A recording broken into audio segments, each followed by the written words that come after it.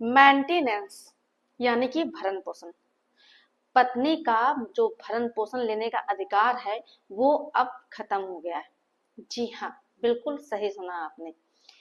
जो सीआरपीसी की धारा 125 हुआ करती थी पहले, उसके अंतर्गत पति अपनी पत्नी का भरण पोषण नहीं करते थे, मेंटेनेंस नहीं करते थे, तो पत्नी जो सीआरपीसी की धारा 125 हुआ करती थी उसके तहत मेंटेनेंस की डिमांड करती थी पुराने कानून के अनुसार।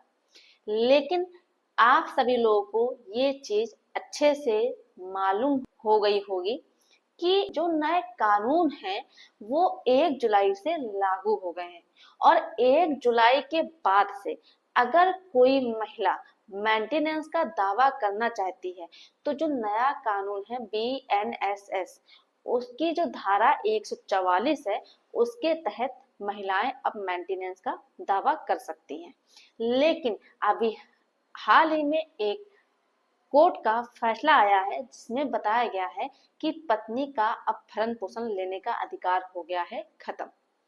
तो क्या जजमेंट है, किस तरह से एक पत्नी का भरण पोषण खत्म किया गया है, किस तरह की पत्नी भरण पोषण नहीं ले सकती है, आज हम इस विषय में विस्तार पूर्वक जानकारी आप लोगों को इस वीडियो के माध्यम से बताएंगे।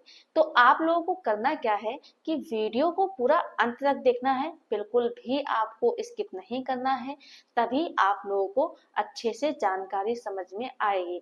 दूसरा काम आप लोगों को ये करना है कि अगर आप पहली बार आए हैं मेरे चैनल में, पहली बार आप वीडियो देख रहे हैं, तो आप लोग चैनल को सब्सक्राइब जरूर कर दें, साथ में बेल आइकन वाली जो घंटी है उसे जरूर दबा दें। इससे क्या होगा, जब आप घंटी दबाएंगे बेल आइकन की, तो हम जो भी नई अपडेट डालेंगे उसका तुरंत नोटिफिकेशन आपके पास सबसे पहले आएगा और आप सबसे पहले जानकारी प्राप्त कर सकते हैं। नमस्कार दोस्तों, मैं एडवोकेट दिव्या, आपका आपके इस यूट्यूब चैनल में स्वागत है। तो अब हम आप लोगों से मेंटेनेंस यानी कि भरण पोषण की बात करने वाले हैं। पहली बात तो आप लोगों को इस चीज की जानकारी होनी चाहिए कि जो हमारा भारत देश है, यहाँ पर मेंटेनेंस 2 तरह से दिया जाता है। पहला जो मेंटेनेंस होता है वो इंटरिम मेंटेनेंस होता है, और जो दूसरा होता है वो फाइनल मेंटेनेंस होता है। इंटरिम मेंटेनेंस तब लिया जाता है जब पत्नी अनकेपेबल है खुद को मेंटेन करने के लिए, उसका कोई भी सोर्स ऑफ इनकम नहीं है और उसका केस चल रहा है। केस चलने के दौरान जो भी खर्चा आता है पत्नी उस खर्चे को नहीं उठा सकती है, तो मेंटेनेंस की डिमांड की जाती है कि जो केस लड़ने के दौरान जो खर्चा होगा वो पति को देना होगा। तो केस लड़ने के दौरान जो खर्चा दिया जाता है उसे कहते हैं इंटरिम मेंटेनेंस। दूसरा होता है फाइनल मेंटेनेंस। फाइनल मेंटेनेंस का मतलब ये होता है, फाइनल मेंटेनेंस आपको तब देना रहता है जब आपका केस पूरी तरह से समाप्त हो जाता है और ऑर्डर आ जाता है। आखिरी आखिरी ऑर्डर जब मेंटेनेंस देने का आता है तब उसे फाइनल मेंटेनेंस कहते हैं। तो जब आपका केस फाइनल हो जाता है और फाइनल ऑर्डर आ जाता है, उसके बाद जो आपको पैसा देना रहता है, मेंटेनेंस देना रहता है, उसे कहते हैं फाइनल मेंटेनेंस। फाइनल मेंटेनेंस में कोर्ट के सामने सारी बातें पति अपनी रखता है, पत्नी भी अपनी सारी बातें रखती है। इसके बाद कोर्ट सारे तथ्यों को, सारे फैक्ट को देखते हुए, सारे बयान लेते हुए, सारी चीजों को ध्यान में रखते हुए मेंटेनेंस फाइनल लगा भी सकती है और नहीं भी लगा सकती है। लेकिन जो इंटरिम मेंटेनेंस होता है, ये इसमें कोर्ट नहीं देखती है कि पत्नी की गलती है भी या नहीं है।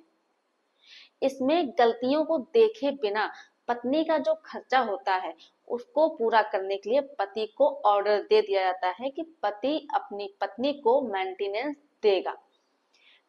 इसी वजह से कुछ हस्बैंड्स ऐसे हैं जिनका मेरे पास कमेंट आया, उन्होंने मुझसे ये प्रश्न किया और मुझसे ये बात कही कि मैम, मेरी पत्नी की पूरी पूरी गलती है, मेरी कोई भी गलती नहीं है।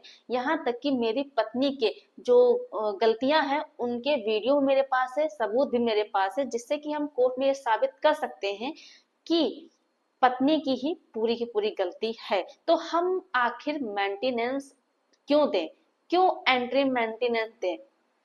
मुझे कोई भी मेंटेनेंस नहीं देना है। तो आपको बता दें, आप एंट्री मेंटेनेंस को भी कैंसिल करवा सकते हैं। उसके लिए आपके पास कुछ प्रूफ होने चाहिए, या फिर आप कब अपने एंट्री मेंटेनेंस को समाप्त करवा सकते हैं, वो हम आपको कुछ जानकारी देने वाले हैं। मान लीजिए कि आपकी वाइफ को मेंटेनेंस इमरजेंसी कोई भी नहीं है। दूसरी बात, आपकी वाइफ कमाने में सक्षम है, वो खुद अपना मेंटेनेंस कर सकती है और आने जाने का खर्चा भी उठा सकती है।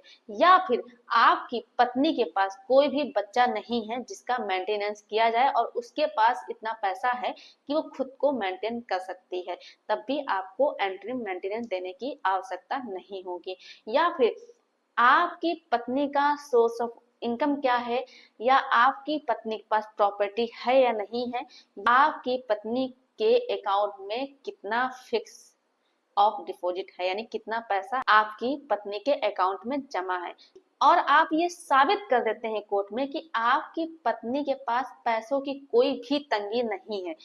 सारी चीजें देखते हुए अगर कोर्ट को ये लगता है, आप कोर्ट को ये बता देते हैं कि आपकी वाइफ खुद को मेंटेन करने में सक्षम है, वो खुद का मेंटेनेंस कर सकती है और उसे कोर्ट में आने जाने में कोई भी दिक्कत नहीं होगी, तो ऐसे में जब आप कोर्ट को सारी बात बताएंगे, कोर्ट को लगता है कि आपकी जो पत्नी है वो सक्षम है खुद का मेंटेनेंस करने के लिए और केस लड़ने के लिए, तो आपका मेंटेनेंस जो एंट्री मेंटेनेंस है वो कैंसिल हो सकता है।